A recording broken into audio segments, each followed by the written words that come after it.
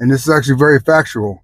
So, alcohol can lower testosterone levels in men and affect estrogen levels in women by disrupting the body's hormonal balance.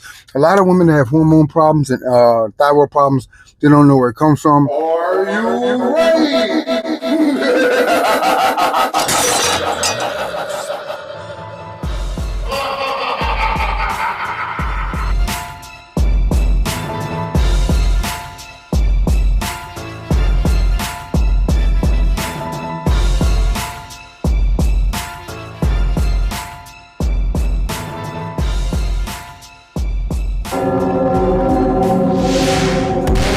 Manny Brandon, what's up, Fortress Dwellers? It's Manny Brandon with Mannys Fitness Fortress, the citadel of power. Today, we're going to talk about the truth about alcohol and exercise, what the pitfalls are, and these 4 major issues that you need to look out for. All that coming up right now.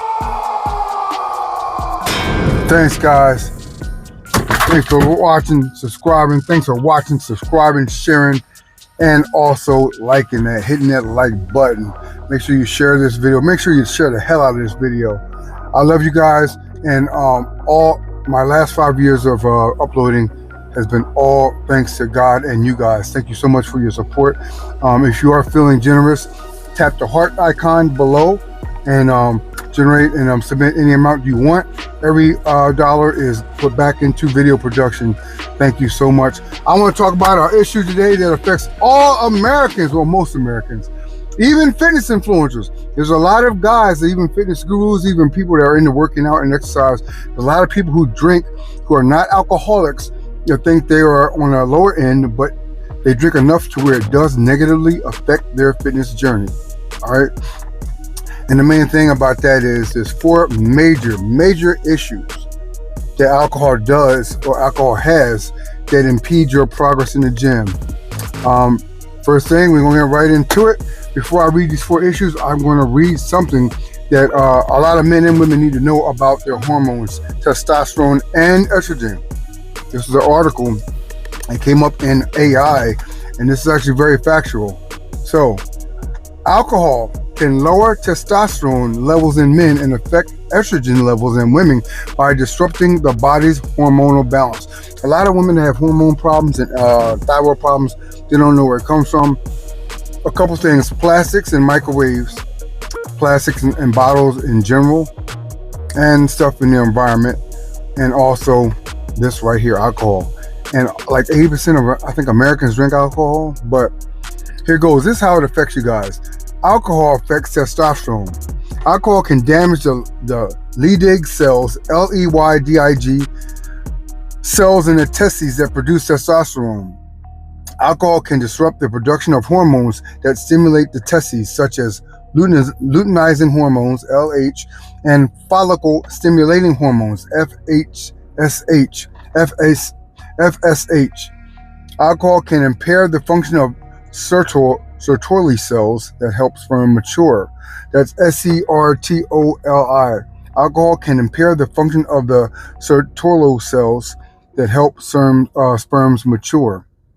Now, as far as the women and estrogen, alcohol may increase the rate of aromatization of testosterone to estrogen in women. Alcohol may decrease the rate of oxidation of estradiol to estrone in women. How alcohol affects the body's hormonal balance. Alcohol can disrupt the hypothalamic pituitary gonadal HPG axis. Hypothalamic pituitary gonadal axis, which controls the production of hormones that regulate production. Alcohol can also alter thyroid hormone levels. Alcohol can increase prolactin levels, which can interfere with estrogen and progesterone. All right. And that's not even the 4 major issues I'm actually breaking down, but that's very important for you guys to realize. You got progress that's being impeded in the gym. They had this thing about red wine being good because it has resveratrol in it, and just eat red grapes, because chances are people tend to go overboard on wine, and what they think is minimal that don't affect them is actually too much. Even if you're not drunk, it adversely affects your body's cells. All right. So first thing about this crap we're gonna get into, alcohol negatively affects your exercise progress. It affects performance, all right? And the muscle recovery is in the toilet, okay? It impairs coordination, reaction, and focus for any sports endeavor, especially workouts or handling weights. It produces a reduced energy, so there's no surplus. Whatever your energy levels normally are, if they're high on a certain day, what your normal energy levels are when they're not high, just think like probably 50% below that. That's how damaging alcohol is to your exercise, exercise function and your progress. You got to be able to handle the weights. You have to be able to be cohesive to balance the barbells, to catch a ball, to dribble the ball, to jump, swing on the balance beam, whatever your sports is. You got to be very coordinated, and you need optimal focus. And alcohol impacts that negatively. It decreases it. All right. Now, there's also an increased risk of injury when consuming, I'm going to say, excess alcohol. Even not to the point where you're getting drunk, just excess alcohol. All right. Dehydration is out of control. One thing alcohol does is it dehydrates you. All right.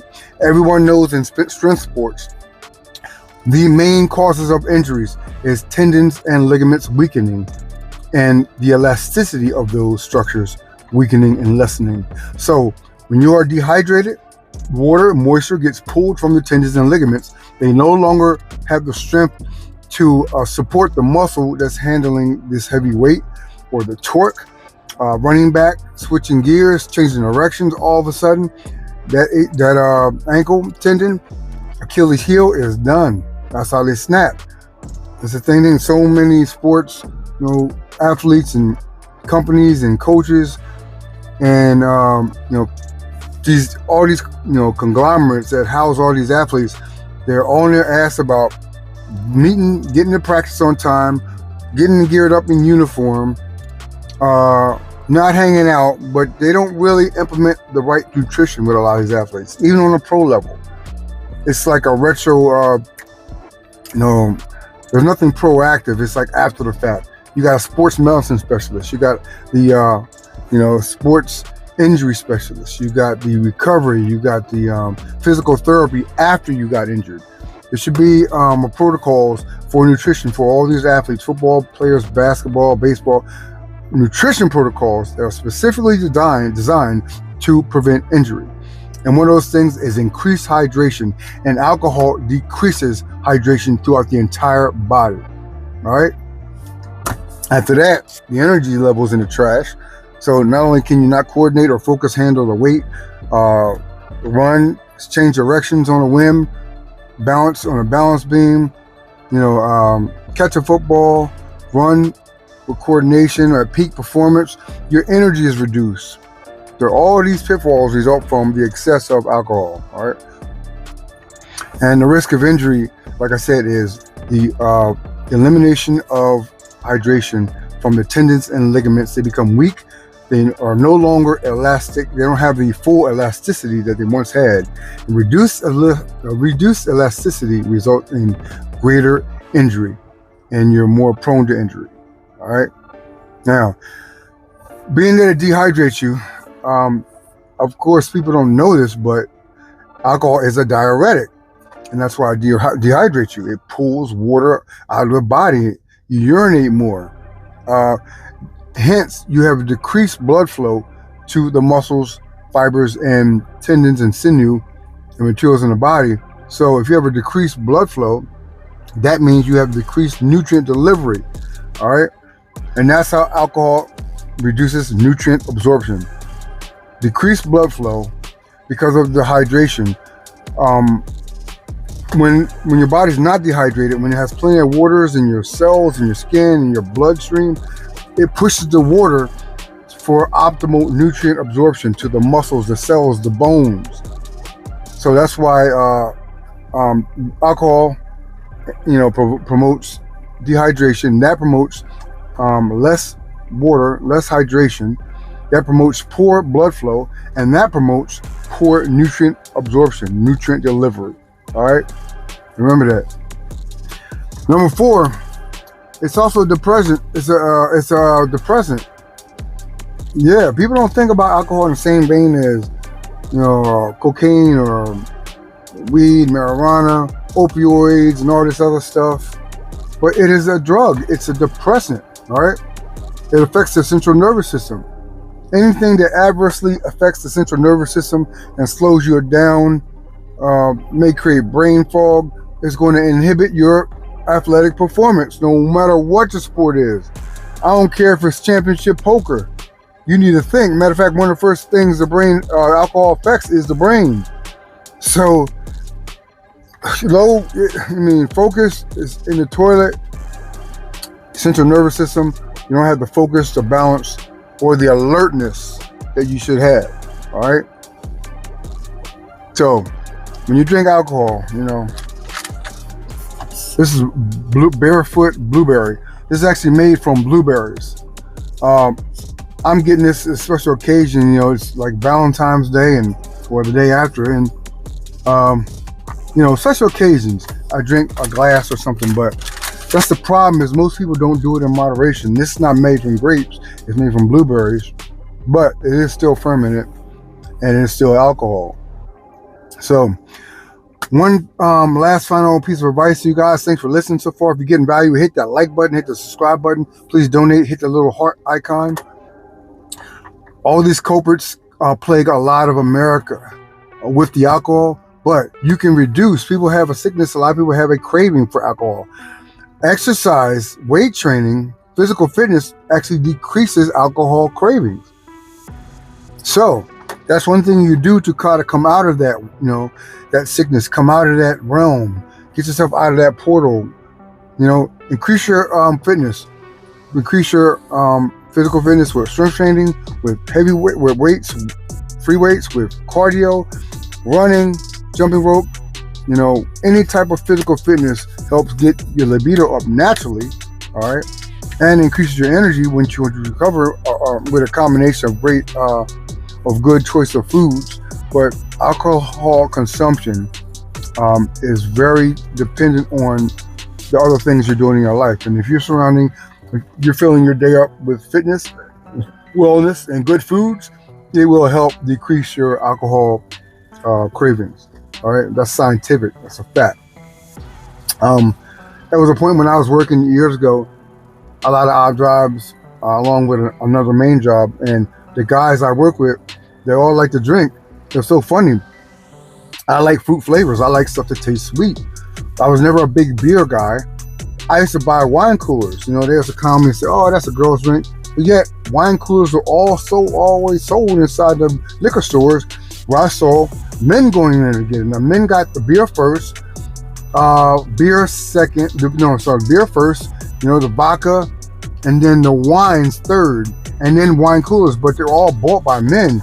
The thing is with the wine coolers, they had decent fruit flavors, and I used to work hard days with moving and hauling furniture and construction and stuff. So I kind of rewarded myself. One of those wine coolers at the end of the day or every other day. So it was done in moderation. I believe they had less alcohol than obviously vodka and regular wines and even beer. But if you have to take baby steps, take baby steps. Usually people that drink heavily get a couple bottles of wine. Get a 6-pack wine cooler. And maybe if you have roommates or family, tell the other adults that do drink to take 2 out of them, 3 out of there. So it'll leave you with 3, and it'll minimize your availability. Its availability to you. It'll minimize your access to it. But I said, up your whole foods and your good eating habits, and dive into working out. Get somebody that will hold you accountable if you're not really motivated to do it yourself. And you can take put this in your life. Fill your life up, fill your day up with activities, especially strength training and cardio, because it will help decrease, like I said, your craving for alcohol. So I hope you guys enjoyed this. Just a quick video on this Saturday morning or afternoon, right after Valentine's Day.